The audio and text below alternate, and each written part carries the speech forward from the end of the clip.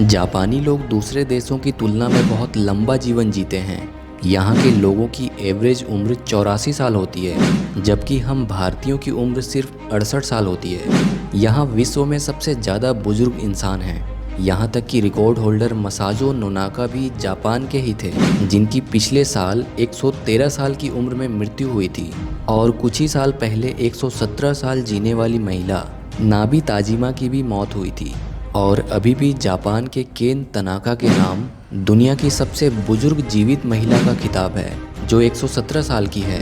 कुछ साल पहले मेलबर्न की यूनिवर्सिटी द्वारा जापान पे किए गए एक सर्वे में पाया गया कि जापान में करीब 50,000 से ज़्यादा लोग ऐसे हैं जिनकी उम्र 100 साल से भी ज़्यादा है। यही नहीं, जापान दुनिया के सबसे कम मोटापे दर वाले देशों में से भी एक है। इसीलिए पूरी दुनिया जानना चाहती है कि इनके स्वस्थ जीवन और इतनी लंबी उम्र के पीछे का रहस्य क्या है। आखिर ऐसा क्या है कि जापान के लोग 100 साल से भी ज़्यादा जीते हैं। ब्रो, हम सबको पता है कि टेक्नोलॉजी की वजह से आज पूरी दुनिया आलसी होती जा रही है, और यही टेक्नोलॉजी हम सबको सहूलियतें देकर हम सबकी हेल्थ भी बिगाड़ रही है। लेकिन आज जापान सबसे हाई टेक्नोलॉजी में पूरी दुनिया में नंबर 1 पर है। मतलब अगर टेक्नोलॉजी की बात करें तो जापान सभी देशों से सबसे आगे है। लेकिन इसके बावजूद वहाँ के लोग आलसी क्यों नहीं है? वहाँ के लोग ज़्यादा बीमार क्यों नहीं होते? वहाँ के लोग इतने फिट क्यों हैं? आखिर ऐसा कौन सा सीक्रेट है जिससे जापान हेल्दी और लंबी ज़िंदगी जीने में हमेशा नंबर 1 पर होते हैं? वीडियो को लास्ट तक ज़रूर देखना, क्योंकि इस वीडियो में आज मैं बात करूंगा उन सीक्रेट्स के बारे में जिसकी वजह से जापान के लोग सबसे लंबा और सबसे हेल्दी लाइफ जीते हैं। And of course my dear, आप भी इन सीक्रेट्स को जानकर एक हेल्दी और लंबी ज़िंदगी जी सकते हो। मतलब आज जो मैं बताने वाला हूँ, अगर आपने उसे फॉलो किया तो आप 100 साल से भी ऊपर जी सकते हो। यस ब्रो, 100 साल से भी ऊपर। साफ सफाई। जापान एक शिंतोवादी देश है। शिंतो मतलब जैसे हमारे देश में हिंदू, मुस्लिम, सिख, ईसाई, वैसे ही जापान में अधिकतर लोग शिंतो को मानने वाले हैं। और इस रिलीजन में साफ सफाई सबसे पहले। गर्मियों में यहाँ पर लोग दिन में 2 बार नहाते हैं। यहाँ कम्युनल बाथ सिस्टम है, जहाँ पर कई लोग एक साथ नहा सकते हैं। मतलब इन लोगों को गंदगी बिल्कुल पसंद नहीं। साफ सफाई में जापान विश्व के सबसे साफ सुथरे देशों में से एक है। यहाँ के लोग अगर किसी दूसरे कंट्री में भी जाते हैं तो वहाँ भी साफ सफाई का बहुत ध्यान रखते हैं। इनका मानना है कि साफ सफाई रखने से बीमारियाँ नहीं फैलती, दिमागी संतुलन बना रहता है, जिससे बिना वजह होने वाले हेल्थ प्रॉब्लम से आसानी से बचा जा सकता है। इसीलिए यहाँ बचपन से ही स्कूलों में बच्चों को साफ सफाई करना सिखाया जाता है। Government guidelines. यहाँ के सरकार ने अपने लोगों को हेल्दी और फिट रखने के लिए कई कानून बनाए हैं। जैसे बच्चों को यहाँ बचपन से ही हेल्दी फूड की इम्पोर्टेंस समझाई जाती है, ताकि बचपन से उन्हें ये समझ में आ जाए कि कौन सा खाना हेल्थ के लिए सही है और कौन सा सही नहीं है।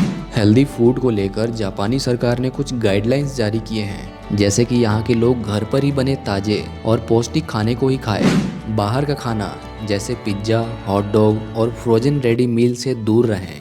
इसके अलावा यहाँ की सरकार ने जनवरी 2018 में मेटाबो लॉ यानी कि वेट गाइडलाइंस सख्ती से लागू कर दिया, जिसमें 45 से 74 साल के उम्र के पुरुष अपनी कमर की साइज 33.5 इंच से ज़्यादा और महिलाएं 35.4 इंच से ज़्यादा नहीं रख सकते। अगर इससे ज़्यादा साइज रखा तो टैक्स भरना पड़ेगा। एक और भी कारण है कि जापान के लोग फिट रहने के लिए रोज रूटीन एक्सरसाइज करते हैं, सभी मिलकर। मतलब एक्सरसाइज तो यहाँ पर कंपलसरी है। Radio workout. रेडियो टाइसू एक तरह की जापानी मॉर्निंग एक्सरसाइज है। इसे जापान में सुबह सुबह रेडियो पर टेलीकास्ट किया जाता है। इसके धुन और वॉइस ओवर के अनुसार लोग वर्कआउट करते हैं। एक्चुअली ये एक तरह की वार्म अप एक्सरसाइज है। और सबसे खास बात पता है क्या? कि ये वर्कआउट यहाँ के लिए एक रिवाज की तरह है, जिसे लोग रोजाना फॉलो करते हैं। दरअसल रेडियो टाइसू की शुरुआत अमेरिका से हुई थी, जिसे बाद में जापान में भी लागू किया गया। आउटिंग। जापानियों का फोकस हमेशा खुश रहने और फैमिली में दोस्तों के साथ क्वालिटी टाइम बिताने पर ज़्यादा होता है। इसके लिए वे घर में कम और बाहर ज़्यादा समय बिताते हैं। ये लोग काफ़ी सोशल होते हैं। मतलब इन्हें बाहर जाकर लोगों से मिलना जुलना बहुत पसंद है। और लोगों से बाहर जाकर मिलने की दूसरी वजह ये भी है कि जापान में घर काफ़ी छोटे छोटे होते हैं, इसलिए वे लोगों को अपने घर पर बुला नहीं सकते, तो बाहर ही मिल के आ जाते हैं। इससे उनका टहलना भी हो जाता है और लोगों से मिल भी लेते हैं। Universal health care. जापान एक ऐसा देश है जो अपनी जीडीपी का 8 से 10% हेल्थ केयर सिस्टम पे खर्च करता है, और ये अभी से नहीं बल्कि ये 1960 से होता चला आ रहा है। एक जापानी एक साल में 1 दर्जन से भी ज़्यादा बार अपना हेल्थ चेक करवाने डॉक्टर के पास ज़रूर जाता है, चाहे वो बीमार हो या ना हो। मतलब टेंशन तो लेना ही नहीं है, सीधे डॉक्टर को दिखाओ और टेंशन फ्री रहो। और जाहिर सी बात है कि जब तनाव नहीं होगा तो इंसान ज़्यादा जिएगा ही। लेकिन हम इंडियंस, हम तब तक डॉक्टर के पास नहीं जाते जब तक मामला गंभीर ना हो जाए। इसीलिए अगर आपको भी हेल्दी रहना है तो बीच बीच में जाकर अपने हेल्थ की रूटीन चेकअप करवाते रहो। Transport lifestyle. जापानी लोग आने जाने के लिए पब्लिक ट्रांसपोर्ट या साइकिल का इस्तेमाल करते हैं, और पैदल तो चलते ही हैं। वहाँ पर कार को लग्जरी माना जाता है। मतलब जापान में जिसके पास कार है, मतलब समझो उसकी लग्जरी लाइफ है। लेकिन इंडिया में भाई दिखावे के चक्कर में लोग कार और गाड़ियों से ही घूमते हैं, और जो पैदल या साइकिल चलाते हैं उसे बोलते हैं है क्या गरीब इंसान है। जापान में लोग घंटों बैठकर काम करने की जगह खड़े होकर काम करते हैं। यहाँ बच्चे खुद साइकिल चलाकर अपनी स्कूल जाते हैं। मतलब कि यहाँ के बच्चों के अंदर बचपन से ही ऐसी हैबिट डाल दी जाती है कि बड़े होने के बाद भी वे ज़्यादातर साइकिल का ही इस्तेमाल करते हैं, और यही प्रथा वे अपने बच्चों को सिखाते हैं। मतलब देख रहे हो, यहाँ बच्चों को बचपन से ही लग्जरी से दूर रखा जाता है, और इसी वजह से यहाँ के लोग लंबे टाइम तक फिट और हेल्दी रहते हैं। इस आदत की वजह से वहाँ के लोगों को मोटापा नहीं होता, और ये भी एक मेन रीज़न है यहाँ के लोगों के फिट और लंबी ज़िंदगी जीने का। डाइट। अब जो सबसे मेन चीज़ है उसकी बात करते हैं, डाइट। अच्छी और लंबी ज़िंदगी की सबसे बड़ी वजह जापानियों का खान पान ही है। इनके खान पान में काफ़ी भारी मात्रा में कार्बोहाइड्रेट और कम मात्रा में सैचुरेटेड फैट होता है, चाहे वेज हो या नॉन वेज। जापान के लोग ज़्यादातर समुद्री यानी कि पानी में पाई जाने वाली चीज़ों को ही खाते हैं। इनका मेन जो खाना होता है वो होता है सीवीड, हरी सब्जियाँ, अनाज और मछलियाँ। जापानी लोग रेड मीट ज़्यादा नहीं खाते क्योंकि रेड मीट कोलेस्ट्रॉल और फैट को बढ़ाता है, लेकिन सी फूड में अधिक प्रोटीन और ओमेगा 3 होता है। जापान हर साल पूरी दुनिया में फिश सप्लाई का 10% खुद अकेला ही खा लेता है। यहाँ के लोग डेयरी प्रोडक्ट का भी इस्तेमाल बहुत कम करते हैं, और फलों का इस्तेमाल भी संतुलित मात्रा में ही करते हैं। इंडिया में कैसा है कि खाने के बाद कुछ मीठा चाहिए होता है, आइसक्रीम, चॉकलेट या कुछ भी, लेकिन जापान में खाना खाने के बाद सिर्फ ताज़े फल खाते हैं।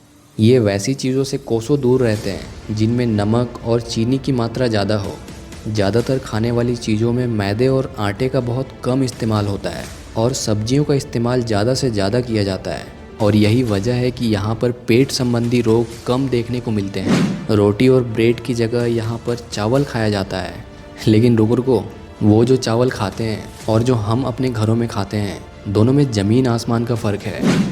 जापान के चावल हमारे चावल से काफ़ी ज़्यादा सेहतमंद होते हैं, जिससे चर्बी नहीं होती और ब्लड शुगर भी नॉर्मल रहता है।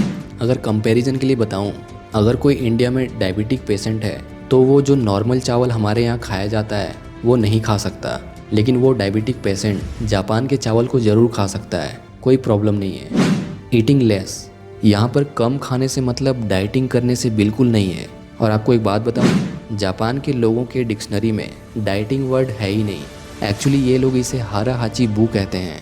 ये ओकिनावा जापान में खाना खाने से संबंधित एक प्रथा है, जिसका एक सिंपल सा मतलब है कि अपना पेट सिर्फ 80% भरो, 20% खाली रखो, ठूस ठूस के मत खाओ। और जापानीज इसी आदत को अच्छी सेहतमंद और लंबी ज़िंदगी के लिए जिम्मेदार मानते हैं, क्योंकि इस आदत से इनकी कैलोरी इंटेक बैलेंस्ड हो जाती है। लेकिन इंडिया में लोग अच्छा खाना देखते ही कुछ लोग गेंडों की तरह ठूस ठूस कर खाने लगते हैं, जैसे ये ज़िंदगी का आखिरी खाना हो। वैसे दोस्त, अगर आपको भी ठूस ठूस कर खाने की आदत है तो सॉरी हाँ, गेंडा बोलने के लिए। एक रिसर्च में ये पता चला है कि खाना खाते वक्त पेट भर जाने पर मस्तिष्क को 20 मिनट देरी से पता चलता है। मतलब कि आपका पेट भर गया है, ये मैसेज आपके दिमाग तक पहुंचने में 20 मिनट लग जाता है। और अगर ऐसे में कोई पेट भरने तक खाता रहे तो वह ज़रूरत से लगभग 20% अधिक खाना खा लेगा। इससे पेट फूल जाता है और भारीपन महसूस होने लगता है, और पेट का आकार फूलने से अगली दफ़ा इंसान और भी ज़्यादा खाना खा जाता है। जिससे डायबिटीज़, बीपी, हार्ट डिजीज़ और तरह तरह की बीमारियां पनपती हैं। इसलिए भाई आप भी थोड़ा थोड़ा और आराम से चबा चबा कर खाया करो। कम से कम 30 मिनट तो खाने के लिए दे ही सकते हो। क्यों? Way of eating. जापानीज़ क्यूज़िन की सबसे ख़ास बात तो यही है कि यहाँ छोटी प्लेट, बाउल और चॉपस्टिक का इस्तेमाल करते हैं। फूड कोई भी हो, एक प्लेट में एक ही फूड रखा जाता है, मानो किसी बच्चे को भोजन सर्व किया जा रहा हो। मतलब कि ये लोग छोटे बर्तनों का इस्तेमाल जानबूझकर करते हैं। दूसरी बात कि आपने अगर कभी चॉपस्टिक का इस्तेमाल किया होगा तो आप जानते होंगे कि हाथ या चम्मच की तुलना में चॉपस्टिक से बहुत कम मात्रा में खाना उठता है, जिससे खाने की स्पीड स्लो हो जाती है और कम खाना खाने के बावजूद ज़्यादा समय लगने से पेट भरा भरा लगता है। इससे पहले मैंने आपको बताया कि हमारे दिमाग को 20 मिनट देरी से पता चलता है। मतलब चॉपस्टिक्स का इस्तेमाल भी इनके फिट रहने का मुख्य कारण है। Eating on time. जापानीज़ लोगों ने अपने खाने का टाइम फिक्स किया हुआ है। ऐसा नहीं कि जब मन किया तब खा लिया। दिन में 3 बार भोजन करना। नाश्ता आमतौर पर 8 से 9 बजे के बीच, लंच 12 से 1 के बीच और डिनर शाम को 6 से 8 बजे के बीच हो जाता है हर हाल में। मतलब कि ये पहले ही डिसाइड करके रखते हैं कि आज क्या खाना है और फिर उसी हिसाब से खाना रेडी होता है। ऐसे में अगर आपके खाने का टाइम फिक्स नहीं है और किसी भी टाइम आप अपना ब्रेकफास्ट, लंच या डिनर कर लेते हो, तो ऐसे में आप बिना सोचे कुछ भी खा लेते हो। मतलब फटाफट से जो कुछ भी मिल जाए, जैसे फास्ट फूड। क्यों? सही कहा ना। अनियमित समय पर खाने से fat, high BP, type 2 diabetes और पता नहीं कितनी सारी बीमारियां हमारे शरीर में घर बना लेती है। इसलिए ब्रो, टाइम पर खाना खाना बहुत ज़रूरी है। Food as an experience. खाना खाते वक्त आप क्या करते हो? सोशल मीडिया में बिजी रहते हो, या फिर टीवी देखते हुए खाना खाते हो, या फिर दिन भर कुछ न कुछ अचर कचर खाते रहते हो जानवरों की तरह? जब भी आप खाते समय कुछ दूसरे काम कर रहे होते हो तो पता है क्या होता है? आप ज़रूरत से ज़्यादा खाते चले जाते हो। आपको पता ही नहीं चलता कि आप क्या और कितना खा रहे हो। लेकिन जापानीज़ लोग ऐसा कतई नहीं करते। वे लोग हर तरह के डिस्ट्रैक्शन को अपने से दूर रखते हैं और केवल खाने पर फोकस करते हैं। जापान में खाने का बहुत सम्मान किया जाता है और जो भी खाना उन्हें परोसा जाता है वो उसे पूरा फील करके खाते हैं, हर जायके का, हर टुकड़े का स्वाद लेते हुए। कुकिंग। जापानियों का खाना पकाने का तरीका भारत से बिल्कुल अलग है। जापान में तली हुई मतलब डीप फ्राइड चीज़ें बहुत कम खाई जाती है, या यूँ कह लो ना के बराबर। यहाँ ज़्यादातर घरों में खाने को स्टीम करके यानी भाप से बनाया जाता है। वेपर यानी भाप से पकाने से भोजन के पोषक तत्व वेस्ट नहीं होते और स्वाद भी बना रहता है। लेकिन जब भी इन्हें कुछ फ्राई करना होता है तो वे फ्राई पैन में बहुत कम तेल के साथ धीरे धीरे फ्राई करते हैं। मतलब एक तरह से भोजन को ग्रिल किया जाता है। और हाँ, यहाँ खाने के साथ 1 कप सूप होना ज़रूरी है। यहाँ खाने में तेल कम और पानी का इस्तेमाल ज़्यादा होता है। Green tea. आपने वज़न कम करने या हेल्दी रहने के लिए कभी ना कभी ग्रीन टी का इस्तेमाल ज़रूर किया होगा।